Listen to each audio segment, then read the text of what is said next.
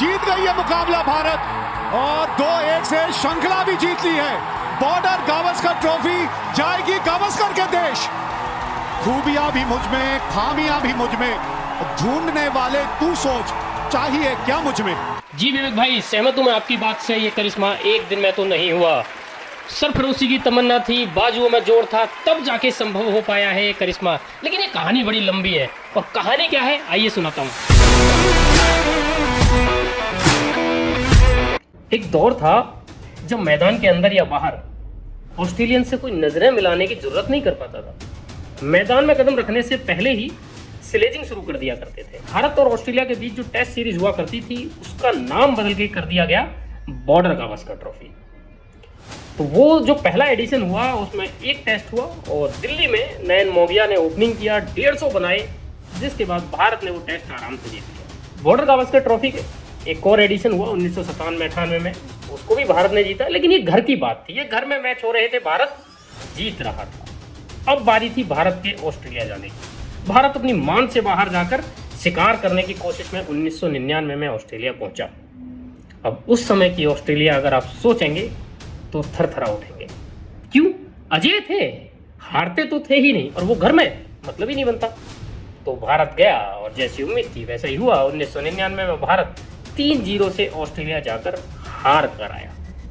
इधर भारत का क्रिकेट थोड़ा बदल गया था, मैच फिक्सिंग सागा आ गया था, मोहम्मद अजहरुद्दीन अब टीम का हिस्सा नहीं रहे थे, सचिन तेंदुलकर कप्तान बने, कप्तानी चली नहीं। कुल मिला के सौरव गांगुली को एक नया नवेला दायित्व कप्तानी में मिला था। ऑस्ट्रेलिया भारत आ रहा था और बड़ी सारी फक्तियां पहले से ही कसी जाने लगी थी।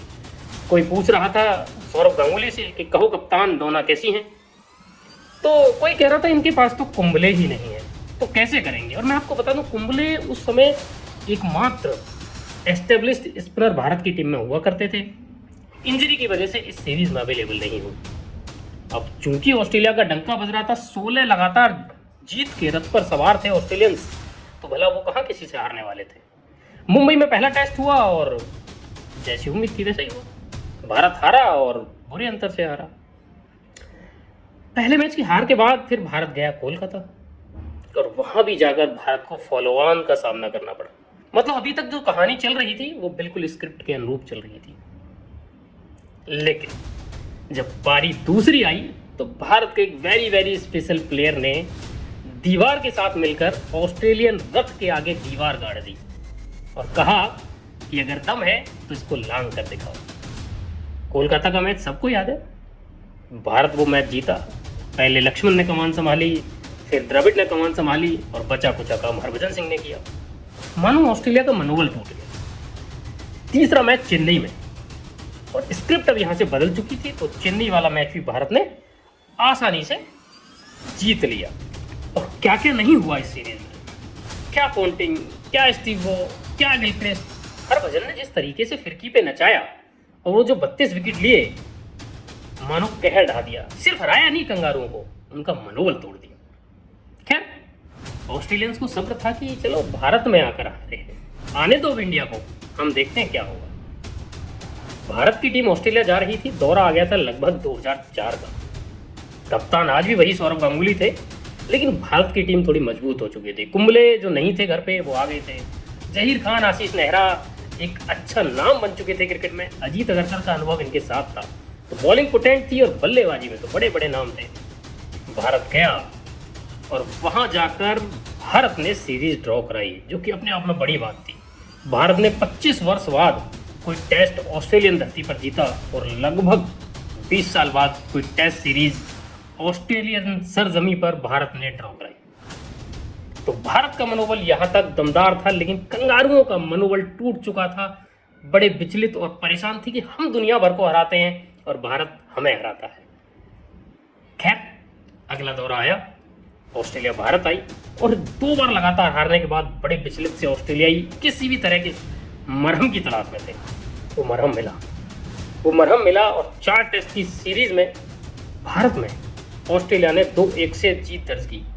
और 34 साल बाद ये कारनामा ऑस्ट्रेलिया ने किया जब वो भारत में जीते। प्रतिद्वंद्विता पनप चुकी थी, ऑस्ट्रेलियाई भी गदगद थे और इस बार बारी थी भारत के ऑस्ट्रेलिया जाने की। भारत को नया कप्तान मिल चुका था अनिल कुंबले के रूप में। लेकिन दौरा शुरू होते होते हरभजन और एंड्रू साइमंड्स में बहुत बुरी ठन गई। बात यहाँ तक पहुँच गई थी कि ये दौरा हम बीच में ही छोड़कर जा रहे हैं। खैर, मान मनोबल हुआ, दौरा पूरा हुआ, लेकिन उस स्कैंडल ने, जिसको हम मंकी गेट कहते हैं, भारत के खिलाड़ियों में इतनी ऊर्जा भर दी कि भारत ने उसके बाद एक टेस्ट जीता भी और एक ड्रॉ भी कराया। सीरीज भारत जरूर हारा, लेकिन भारत ने जुझारू क्षमता पूरी दिखाई। इससे आगे 6 सीरीज हुई, लेकिन उसमें एक पैटर्न सेट हो गया। पैटर्न ये सेट हो गया कि जब भारत में खेलता तो भारत जीत जाता, जब ऑस्ट्रेलिया में खेलता तो ऑस्ट्रेलिया जीत जाता। कोई क्रांतिकारी काम ऐसा नहीं हुआ जिससे लगे अरे कुछ मजा आया। बस इस बीच में ऐसा हुआ कि ऑस्ट्रेलिया के एक दौरे पर 3 टेस्ट के बाद धोनी ने अचानक से टेस्ट से रिटायरमेंट ले लिया, कप्तानी कोहली को सौंप दी। हालांकि इस दौरे में कोहली के 3 शतक थे, लेकिन एक बड़ी चीज जो इस दौरान हुई वो ये कि अब टीमें बदल चुकी थी। क्या सचिन तेंदुलकर, क्या सौरभ गांगुली, क्या अनिल कुंबले, हरभजन सिंह, वीरेंद्र सहवाग, ये सब अब इंटरनेशनल क्रिकेट छोड़ चुके थे। और ऑस्ट्रेलिया की तरफ से भी ना स्टीव वो थे, अब ना रिकी पॉन्टिंग थे, ना अब उधर शेन वॉर्न हुआ करते थे, ना ग्लेन मैकग्रा, ना ब्रेटली। तो राइवलरी बनी, लेकिन प्लेयर्स बदल गए, चेहरे बदल गए। अब दौरा आया 2018-19 का, जहां से पैटर्न टूटा। नए भारत की नई दीवार चेतेश्वर पुजारा के बल्ले से भारत ने वहां ऑस्ट्रेलिया में जाकर हाहाकार मचा दिया। चमत्कार हुआ, भारत ने लगभग 70 साल बाद, या कहिए कि 70 साल के इतिहास में पहली बार ऑस्ट्रेलिया को हराया और कोई सीरीज ऑस्ट्रेलिया में जीती। अब भारत ने जो ट्रेलर दिखाया था उसकी पिक्चर बनना बाकी थी। भारत लगातार दूसरे ऑस्ट्रेलिया दौरे पर गया। भारत के सामने इस बार बड़ी चुनौती थी। विराट कोहली पहले टेस्ट के बाद अपनी बेटी भूमिका के जन्म के लिए टीम छोड़कर जाने वाले थे। उस पर भी कुछ यूं हुआ कि पहले टेस्ट में भारत दूसरी पारी में 36 रन पर आउट हो गया। विराट कोहली उस मैच में भारत के हाईएस्ट रन स्कोरर थे। लगा कि उम्मीदें मानो खत्म हो गई हैं, क्योंकि ना तो विराट कोहली अब है टीम के साथ और ना वो मनोबल है। लेकिन नए कप्तान बने अजिंक्य रहाणे ने मोर्चा संभाला, और क्या खूब संभाला। 112 रन की शानदार पारी अजिंक्य रहाणे ने खेली और उसकी बदौलत टीम को आगे से लेकर नेतृत्व किया। उस नेतृत्व का जलवा था कि भारत ने वो टेस्ट जीता और फिर भारत ने पीछे मुड़कर नहीं देखा। हालांकि मुश्किलें भारत की मैच दर मैच बढ़ती चली गई। जब तीसरा मैच आया तो उमेश यादव इंजर्ड हो गए, मोहम्मद शमी इंजर्ड हो गए, तो लगा अरे अब बॉलिंग कैसे होगी। लेकिन भारत ने नवदीप सैनी को मौका दिया, हनुमा बिहारी वहां पर आ गए, और ये तीसरा वाला जो टेस्ट मैच था, बाप रे बाप क्या मैच था। हमने वहां पुजारा पंत का राइज देखा, जिस तरीके से पुजारा ने ठंडे दिमाग से और पंत ने गर्म दिमाग से वो खेला, और उसके बाद अश्विन और हनुमा बिहारी ने जो करके दिखाया वो तो अपने आप में काबिल तारीफ है। उनके शरीर पर लगी हर गेंद इस बात की निशानी है कि किस जुझारू क्षमता से उन्होंने वो मैच भारत के लिए बचाया था। लगभग बॉडी लाइन की गेंदबाजी ऑस्ट्रेलियंस ने आखिरी 1 घंटे में अश्विन और हनुमा को की थी। दोनों खिलाड़ी पूरी तरह घायल भी हुए, लेकिन मोर्चे पर डटे रहे। सीरीज का चौथा मैच, अश्विन इंजर्ड बाहर, हनुमा बिहारी इंजर्ड बाहर, बुमराह इंजर्ड बाहर।